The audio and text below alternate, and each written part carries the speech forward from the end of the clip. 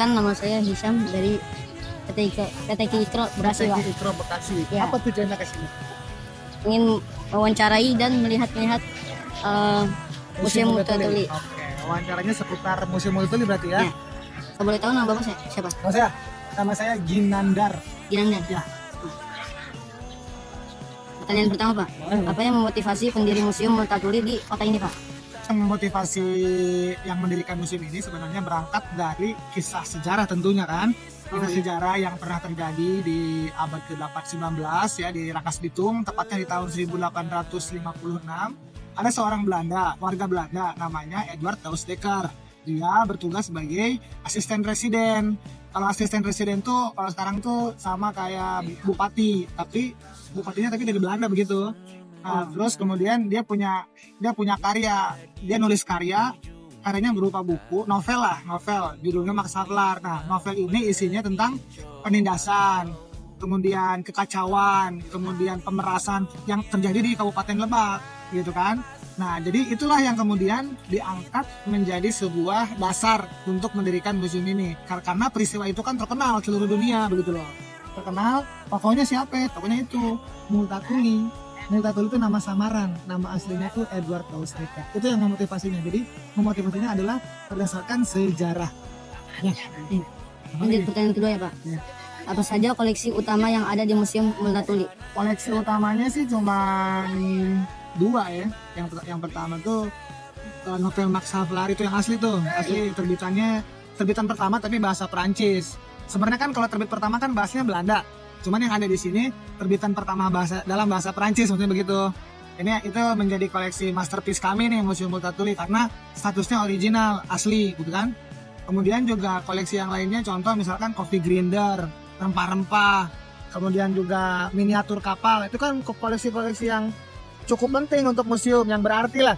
Soalnya kan itu yang kemudian merepresentasikan atau yang menggambarkan tentang alur cerita di Museum Multatuli begitu. Soal terakhir, Pak. Ya. Apa harapan Anda terhadap perkembangan Museum Multatuli dalam beberapa tahun ke depan? Harapan saya? Iya. Harapannya sederhana. Semoga museumnya ini bisa lebih go internasional lagi. Jadi artinya kan museum ini kan memang museum yang sering dikunjungi juga nih sama orang turis-turis asing ya. Tapi kan cuma dari beberapa negara doang. Misalkan Jepang, Australia, Belanda, Belgia gitu kan, India, Cina, Korea, paling gitu doang. Kalau bisa sih semua negara di dunia bisa berkunjung ke sini gitu. Itu harapannya. Ya. Makasih ya, Pak. Ya. Bersama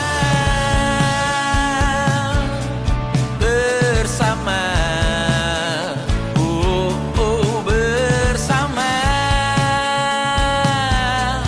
bersama